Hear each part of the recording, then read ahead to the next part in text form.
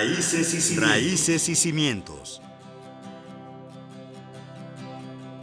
El patrimonio arqueológico e histórico en México es muy diverso y se encuentra en todo el territorio nacional. Como ese patrimonio es la herencia de nuestros antepasados, como nación, nos organizamos para evitar que sea afectado o se pierda por las múltiples obras e incluso por la acción de la naturaleza. Muy buenos días, o muy buenas tardes, o muy buenas noches. Esto es Radio INA, la Secretaría de Cultura y el Instituto Nacional de Antropología e Historia, Raíces y Cimientos, Arqueología de Salvamento en México. Soy yo, su anfitrión, su amigo Luis Alberto López Guario. Y en esta ocasión contamos con una arqueóloga de amplia trayectoria, reconocida trayectoria y con una gran relación de muchos años conmigo, una amistad de, ya no voy a decir cuántos, porque ya entró muy joven a la arqueología, casi una bebé cuando entró a la arqueología. María Rebeca Yomo Medina. Muy buenos días, Rebeca. Hola, Alberto, ¿cómo estás? Muy buenos días. Qué bueno que aceptaste estar con nosotros para que platiquemos contigo de uno de tus varios trabajos. Tú te titulaste con un tema arqueológico que no era... Bueno, ya había temas sobre esto en épocas anteriores, pero fue muy sonado por la cuestión de la arqueología que se le llama histórica en la Merced. Para nuestros redescuchas, la Merced es un templo muy antiguo que está en el centro oriente de nuestra capital de la República Mexicana, pero que por azares del destino desde principios del siglo XX, si no recuerdo mal, pero sobre todo de los 50, creció como una gran central de abastos para nuestra capital. Estoy bien. Sí, esa zona. Entonces, además de ese tema, Rebeca ha trabajado en áreas urbanas, en áreas no urbanas, con diferentes tipos de obras, porque Rebeca es investigadora de tiempo completo de nuestro muy querido Instituto Nacional de Antropología e Historia, y hoy viene con su presencia, con su voz, a platicarnos sobre un proyecto que trabajó allá en los 90s, la segunda parte de los 90s, 93. 93 en adelante, un proyecto hidroeléctrico que tiene un nombre, pero después ella nos dirá por qué cambió. El tema de hoy es un triángulo no tan dorado. Arqueología de salvamento en el proyecto hidroagrícola e hidroeléctrico Huites, Colosio, Sinaloa.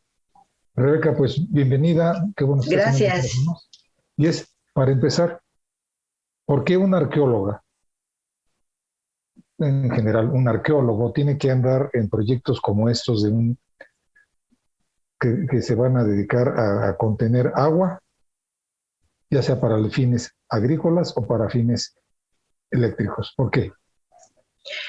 Bueno, como tú sabrás y quizá la gente que nos escucha pudiera saber, en todo proyecto que se haga de infraestructura en el país, el Instituto Nacional de Antropología está obligado a intervenir por ley debido a que es necesario que en todo el terreno que se vaya a ocupar para esas obras de infraestructura nosotros podamos investigar y salvaguardar la mayor cantidad de vestigios arqueológicos que se pudieran localizar en el área a trabajar para dicha obra. En ese sentido, las obras de infraestructura de las presas hidroeléctricas e hidroagrícolas son de las que tienen un impacto muy fuerte en el territorio y en la zona, incluso a nivel social, de las personas y de las poblaciones que viven actualmente ahí. Entonces, nosotros es importante que veamos y que tengamos registrado la información que en un momento dado, por alguna circunstancia, se tenga que afectar. Porque a diferencia de otros trabajos arqueológicos, los de salvamento pues tienen una serie de características, algunos se puede llamar limitantes, está constreñido a un área, a un espacio, pero también a diferencia de otro tipo de salvamentos, como puede ser de los más populares que existen de salvamentos arqueológicos a nivel mundial, son las líneas de metro que se van a juntar en un proyecto de esa naturaleza. Claro, claro. En ese sentido, sí es importante que nosotros, precisamente por lo que quede bajo las aguas, por lo que se le llama embalse de la presa, que es el nivel a donde sube el agua ya que está construida, nosotros tengamos esa información antes de que se inunden, y no solo prehispánicos, sino también coloniales y de otros momentos históricos. Sin embargo, es también importante que se registren más allá del embalse toda la información que podamos recabar, porque la diferencia es que nosotros no tenemos otras temporadas de campo. Esa es una característica de salvamentos arqueológicos. O sea, en los trabajos arqueológicos que son permanentes, entonces ellos sí pueden ir planeando diferentes temporadas de campo en diversos años. Nosotros no. Nosotros tenemos un límite de espacio y un límite de tiempo también. Y si no se hace de una buena manera la investigación, porque los salvamentos arqueológicos también es investigación, si no se hace de esa forma, se perdería mucha información. Entonces sí es una característica de los salvamentos también, que no hay temporadas que se puedan planear de campo. Pero hay proyectos de salvamento que también duran mucho tiempo, como fue el tuyo. O sea, no son, es una intervención que dura 15 días o 20 días o un mes. No. Puede ser una temporada, pero que dure 2 o hasta 3 años. ¿Por qué? Porque el terreno que nosotros tenemos que trabajar es muy grande. Son muchas hectáreas, son muchos kilómetros, porque las obras de infraestructura es mucho el terreno que abarcan. Entonces, por eso muchas veces nos tardamos años. Se necesita también mucha, ¿qué te diré? Como mucha inteligencia emocional, porque vas a estar años separados de tu familia, de tu entorno, en un lugar diferente por años. O sea, no es de que 15 días y me voy a mi casa, ¿no? O una temporada de 3 meses y me voy a mi casa, ¿no? Estás ahí permanentemente conviviendo con gente que muchas veces ni siquiera conocías antes, ¿no? O que ni siquiera quiere que estés ahí, porque también te enfrentas al factor de que si el proyecto arqueológico, el proyecto constructivo era acá, y después resulta que por razones políticas, financieras, geológicas o políticas se decide que va a ser así, pues entonces eso también te lleva a que tu temporada que estaba planeada 4 o 5 meses, pues se pueda prolongar a 6, 7 o un año. Claro. Nosotros también estamos como suscritos un poco, relativamente, pero sí a los tiempos y a las políticas, porque los proyectos de infraestructura tienen mucho que ver con la política que en el momento se esté haciendo, ¿no? Y este es el caso del tema que hoy nos estaba platicando María Rebeca Yoma Medina, investigadora del Instituto Nacional de Antropología e Historia de la Dirección de Salvamento, que es el que le llevó a trabajar. Y es el norte del país, porque es público que nuestro país es rico en fuentes de agua, en corrientes de agua inmensas, como es otro tema que ella está trabajando recientemente, que es en el sur del país, en Chiapas. Resulta que ella nos va a platicar sobre esta zona de Sinaloa, Sonora. ¿Dónde está exactamente este proyecto que se llamó originalmente Huites?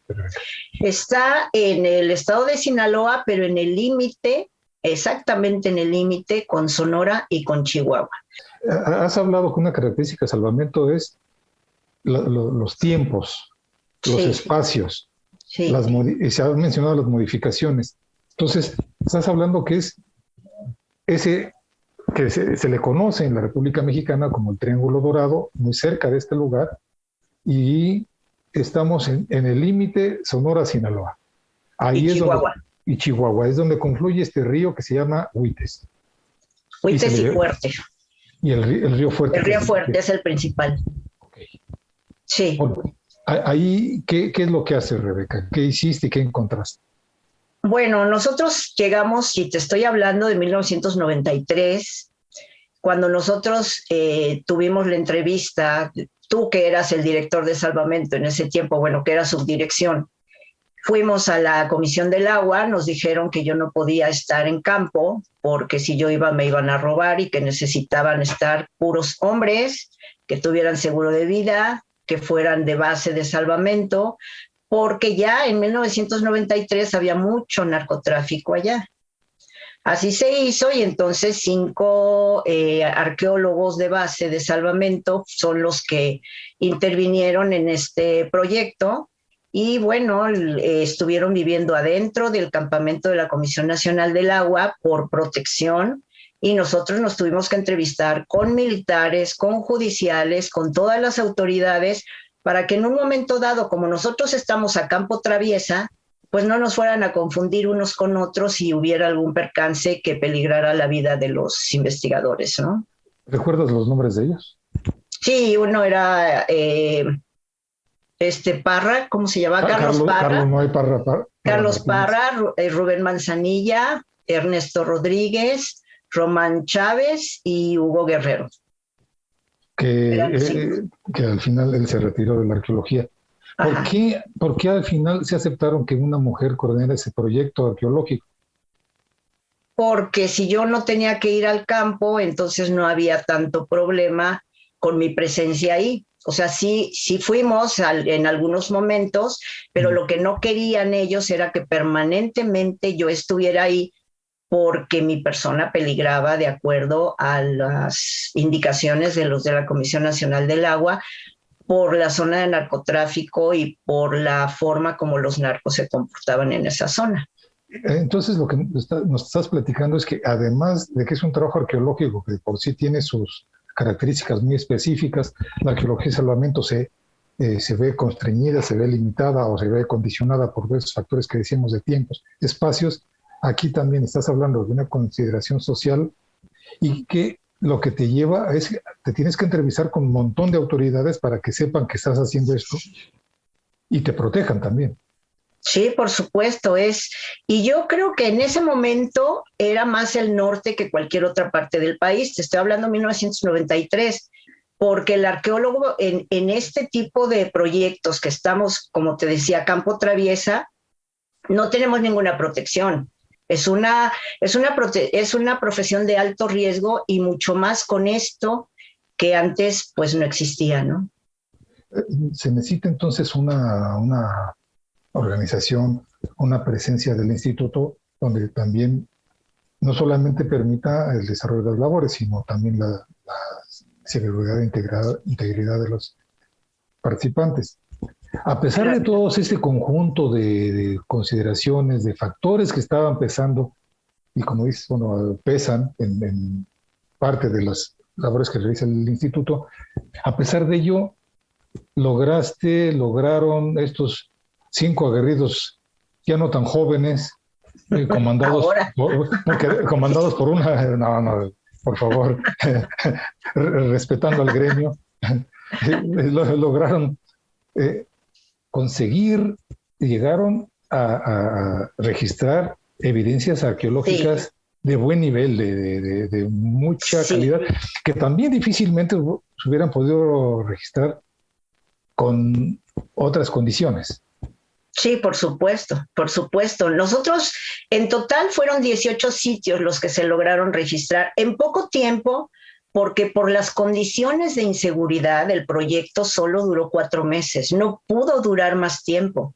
Este proyecto fue muy especial por esas condiciones precisamente, aunque normalmente los trabajos en una presa hidroeléctrica duran años, por el terreno que se tiene que trabajar y las condiciones, en este caso por el narcotráfico y porque peligraban los arqueólogos, incluso tú y yo lo llegamos a vivir en una de las inspecciones que fuimos a hacer,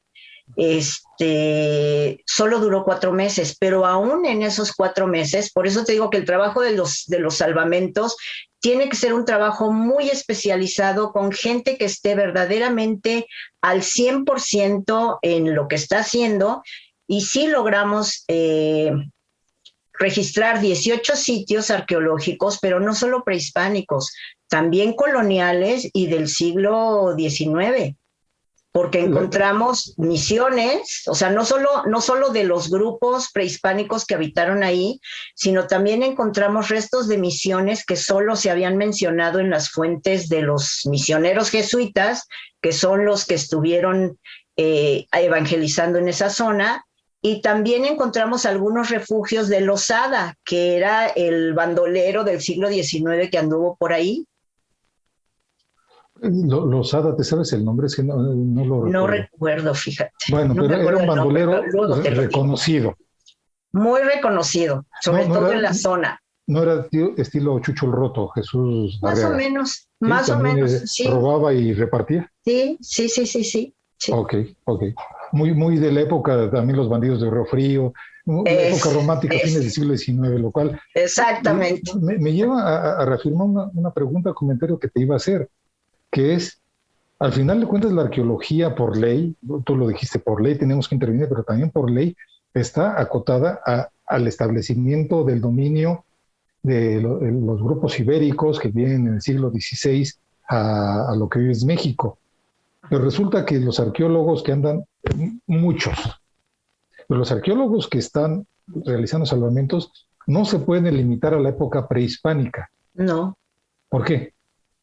porque no tienes otra temporada, no tienes otro momento para poder revisar, investigar en la gran área. Es una oportunidad de oro. ¿Por qué? Es la Porque última. perdón, Es la última oportunidad. la última, porque después de eso, quién sabe qué pasa en esa zona al hacer la obra hidroeléctrica o la carretera o lo que sea, ¿no? De infraestructura. Entonces, si tú tienes ese momento, tienes que aprovecharlo. No puedes decir, bueno, esto lo dejo para otro momento, porque quizá no exista otro momento. Y si te salen restos de dinosaurio, de mamut, pues los mismos que tienes que trabajar. Igual. Y supongamos, en Huites, en la presa hidroeléctrica, sobre el río Fuerte, tuvimos más de 1,000 petrograbados que registramos. Petrograbados, algunos de época prehispánica y otros coloniales, que son estos grabados que se hacen en las rocas, que en este caso eran de las grandes rocas que estaban a la orilla del río Fuerte. Dices, se encontraron esas, se conocen como petrograbados, ya lo dijiste para nuestro público, que son tallados en las rocas que están ahí, pero pues que había casas, había pueblos.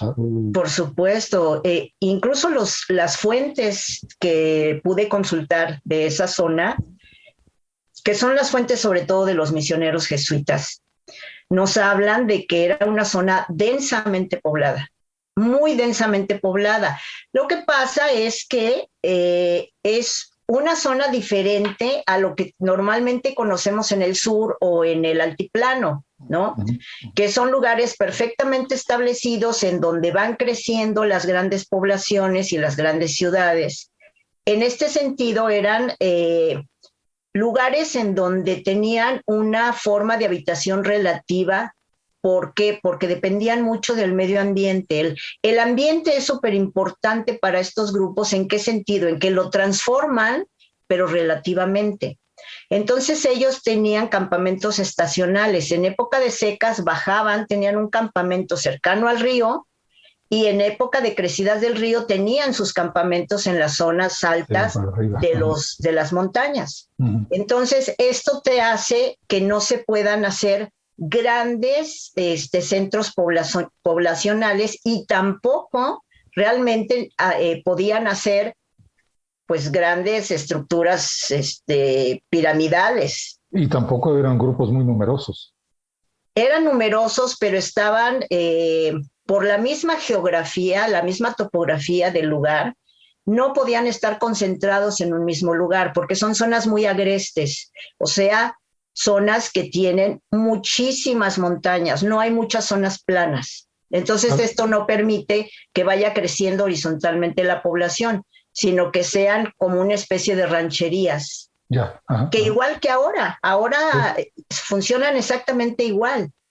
Entonces, muchas veces dicen, bueno, es que son grupos que no estaban tan desarrollados, son grupos, los ven incluso como si fueran menos que los del sur o los del altiplano. Lo que pasa es que tenían una forma de vida diferente y utilizaban el medio ambiente de forma diferente, simplemente. ¿Por qué no hay grandes monumentos prehispánicos, lo que ahora se llamarían pirámides o grandes estructuras? Porque no las necesitaban. Ellos tenían ahí las montañas enormes, que era a las que les rendían culto y no necesitaban hacer un extra. Como parte de ese culto que eran también los grabados, que algunos le llaman arte rupestre o manifestación Claro. gráfico rupestres, que son, desde mi perspectiva, no sé si la compartes, que son indicadores de a que hay una fuente de abastecimiento o es parte de una celebración de esta visión cosmogónica acerca del mundo y que la vida no se acaba cuando alguien fallece, ¿no?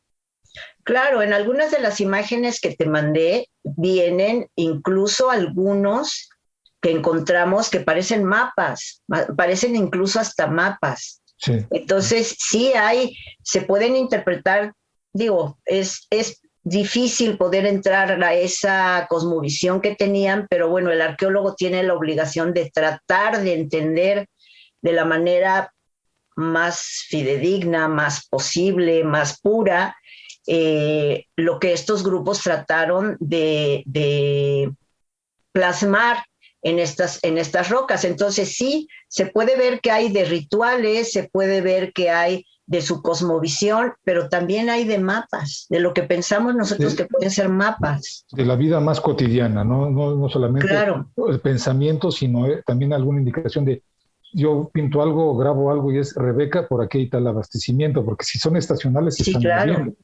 Claro, por supuesto.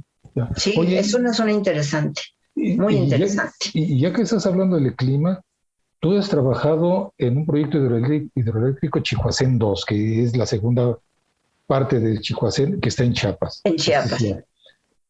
Tiene un nombre de un ingeniero, ahorita se me fue, pero es conocida como Chihuacén. Sí. También trabajaste en una presa llamada Aguamilpa, que está en Nayarit. Sí. Y, o sea, tú vas sur, occidente, y ya estás en el norte. Y tus labores también son, así como estás hablando del clima para la posibilidad de que la gente viviera, también el clima te impacta en la capacidad o posibilidad de desarrollar las actividades cotidianas como investigador. Sí. Sí, mira, supongamos en la zona de Huites, de la que estamos hablando, que la verdad es la zona más inhóspita en la que yo he trabajado. O sea, la verdad, la gente, son pocos lugares, o sea, poca población la que actualmente vive en esa sierra. Es una sierra no solo muy agreste, sino es muy árida. No obstante el río Fuerte, si tú sales de esa zona del río Fuerte, es extremadamente árida. 52 grados a la sombra estábamos. Sí. Entonces sí es... Y si estás hablando que son cañones así. Cañones. De 45 grados, entonces el clima se encierra. Impacta muchísimo. Eso en Huites. En Aguamilpa también era un clima bastante fuerte, pero no era una zona tan árida. Ahí vivían eran muchas poblaciones huicholas, que también por lo agreste no eran grandes poblaciones. Solo en una zona que encontramos en Huaynamota, sí había una población grande que incluso era...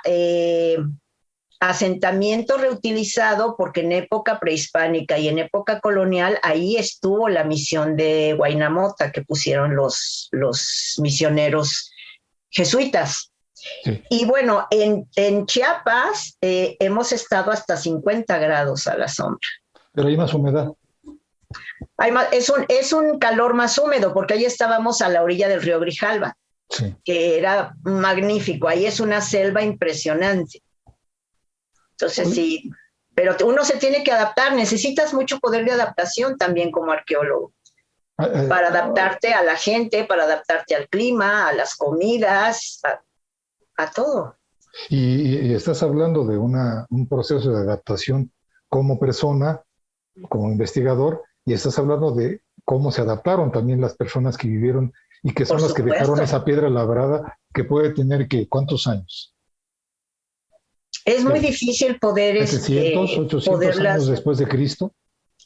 Pues mira, lo que pasa es que algunos grabados pueden ser prehispánicos, que, bueno, nosotros más o menos logramos fechar a las poblaciones prehispánicas de ese lugar aproximadamente en 1200 después de Cristo. Prehispánicas. Por supuesto que tienen una continuidad colonial con las misiones jesuitas, que estuvieron ahí hasta que los expulsaron. que incluso fue una tragedia para los habitantes de esa zona que los jesuitas se hubieran ido, porque su zona, su forma de adaptarse y de adaptar a los indígenas a la nueva religión y a la nueva forma de vida fue por medio de misiones, y las misiones eran dentro de todo bastante benignas para la forma de vida, sobre todo de la gente de esa zona, que no fue fácil conquistarlas. O sea, incluso los mismos misioneros en muchos momentos se ponían en contra de los soldados, que los soldados tenían los fuertes que ponían ahí para controlar a la población, porque pues no los controlaban, no tenían ni la más remota idea de cómo era todo ese ambiente, y ellos lo conocían perfectamente, ¿no? Y por eso uno de los ríos que mencionaste se llama el Fuerte. Se llama el Fuerte. Es el Fuerte, porque claro. Por ahí bien. Claro. Oye, para cerrar, platicas tan bonito y platicas tan a gusto que que necesitamos más. Sí. Ahora sí que habla con la producción. Entonces, oye. Bueno, hagamos una segunda parte. Aquí sí se puede, no como en el proyecto arqueológico. Aquí hacemos una segunda y una tercera y así. Ya con más seguridad. Oye, para ir cerrando, estamos hablando, digo, para los que conozcan, tienen una zona así muy agreste, pero es una zona muy hermosa. Tuve la oportunidad de ir con Rebeca, con Carlos Noé Parra, con Román, con Hugo, con Rubén, con Ernesto. Pudimos platicar ya después de esos lamentables acontecimientos que nos pusieron en tensión y en riesgo. Nos tomamos alguna bebida al lado en la ribera del Río Fuerte, y fue muy hermoso convivir con ellos y poder platicar de lo que habíamos encontrado. A pesar de todos los riesgos, fue una labor que valió la pena. Pero al final de esto, tu proyecto se llamaba, y así se llamó, y así fue aprobado por el Consejo, que después hayan decidido cambiarle, pero fue aprobado como Proyecto de Investigación Arqueológica Huites. Pero la presa ahora la gente lo va a encontrar por otro nombre. ¿Por qué razón y cuál es el nombre? Bueno, lo que pasa es que, como te decía, lo político también influye mucho en nuestros trabajos. Y en ese tiempo, desgraciadamente, en el norte del país, es cuando se dio el asesinato del candidato a la presidencia de Luis Donaldo Colosio, y decidieron, en honor a él, cambiarle el nombre de Huites a Luis Donaldo Colosio. Por eso se llama así. Él era sonorense, entonces. Él era sonorense. No recuerdo de qué lugar de Sonora, pero él era sonorense. Entonces, como un homenaje a él, que pudo haber sido presidente y no fue, le pusieron su nombre. Y otra razón también que impactó, y se los digo desde fuera como investigador, como cercano a Rebeca, también hubo otro impacto que fue nada más la cuestión de la inseguridad, la cuestión política, la cuestión social, que también a los pocos habitantes que estaban en esa zona, pues también les tuvieron que decir con permiso porque se van a embalsar. Pues también cambió el objetivo del proyecto. Originalmente era hidroagrícola, era para captar agua y repartirla entre la población, y se decidió también darle un sentido hidroeléctrico, que esto conlleva para los salvavidas arqueológicos una modificación que es muy grande en cuanto a cuáles son las zonas que se tienen que trabajar, cuáles son las áreas que se pueden trabajar, cuáles son las áreas en las cuales no se va a poder trabajar. Entonces, ha sido muy, muy rico, Rebeca, poder platicar contigo, poder estar contigo en estos micrófonos, poder platicar contigo acerca de estas condiciones tan específicas de una arqueología de salvamento en lugares tan inhóspitos, en lugares tan agrestes, con estas condiciones sociales que se han estado viviendo, lamentablemente, pero que tenemos que reconocer la capacidad que tiene nuestro instituto para resolver esos problemas, y principalmente la capacidad que tienen sus investigadores, sus trabajadores, para poder resolver estos grandes desaguisados que se presentan, que nos rebasan, y no es nada más para dar cumplimiento a una ley, sino para darle a la ciudadanía un discurso, poder platicarles tan a gusto como hoy hemos estado platicando contigo. Al menos a mí me volviste a llevar por esos lugares. Ojalá nuestros radioescuchas tengan esa posibilidad. Vamos a insertar algunas imágenes para que se vaya ilustrando la plática de Rebeca. Ha sido un gusto tenerte en nuestros micrófonos. Muchas gracias, Alberto. Sí, es importante que conozcan los trabajos de salvamento porque además sí se necesita capacidad incluso para en el momento modificar el proyecto como se necesite, porque no, aunque nosotros lo planteamos de una manera, muchas veces cuando llegas a campo y de acuerdo también, como tú dices, a los cambios de que si es hidroeléctrica, que si es hidroagrícola, o los mismos ingenieros te cambian las prioridades, pues uno tiene que irse moviendo, pero además lo importante es que se entienda que tan importante es la obra hidroeléctrica o la obra de infraestructura como el proyecto arqueológico. O sea, no estamos abajo de, somos instituciones que trabajamos a la par y que de alguna manera los proyectos arqueológicos son indispensables para que se puedan hacer esas obras hidroeléctricas. Entonces somos profesionistas, pero además somos especializados. Eso es importante que se entienda también. Y bueno, es un gusto poder trabajar en lo que uno estudió. Es un gusto poder trabajar y poder contribuir a la identidad nacional. Y es un gusto estar con ustedes esta vez, que no es la primera y espero no sea la última. Que no sea la última, porque una perspectiva fundamentada, centrada y con esta emoción como la que has estado transmitiendo es muy necesario en cualquier tiempo, pero más en tiempos tan difíciles como lo que nos ha tocado vivir en esos años de pandemia, que sí, estamos con ella, vivimos con ella, pero tenemos que estar más unidos entre nosotros. Rebeca, ha sido un gusto. Muchas gracias. Luis Alberto López Guario, a nombre de Radioína, finalizo esta emisión que fue posible por la muy generosa participación de nuestra distinguida invitada de hoy, arqueóloga María Rebeca Yoma Medina. Gracias a nuestros escuchas por su atención. Les sugerimos consultar más de nuestra producción a través de www.radio.ina.gov.mx y de las distintas plataformas digitales en las cuales está nuestro querido Radioína, es en YouTube y Spotify. En la producción de este programa, de esta serie y de muchas más, la Coordinación Nacional de Difusión a través de la Dirección de Producción Audiovisual, que tiene a Ana Galicia al frente, y en la subdirección de Radioína en específico, Gabriela Marentes. La realización y la grabación de este programa, de esta emisión, fue posible por Evanibaldo Morales Ellis, la edición de Rubén Martínez, con el apoyo de Marta Hernández, Paula Bedoy y Jerónimo Cuevas. Con una gran satisfacción por el programa de hoy, con un gusto y esperamos seguir contando con su presencia. Yo, Luis Alberto López Guayo, coordinador de la serie y conductor, su amigo, les mando un gran saludo, muy afectuoso. Hasta la próxima. Vamos a cuidarnos mucho por el bien de cada uno de nosotros y de todos. La pandemia sigue, ¿eh? La pandemia sigue, hay que cuidarnos. Un abrazo muy grande. Muchas gracias. Hasta luego. Raíces y cimientos.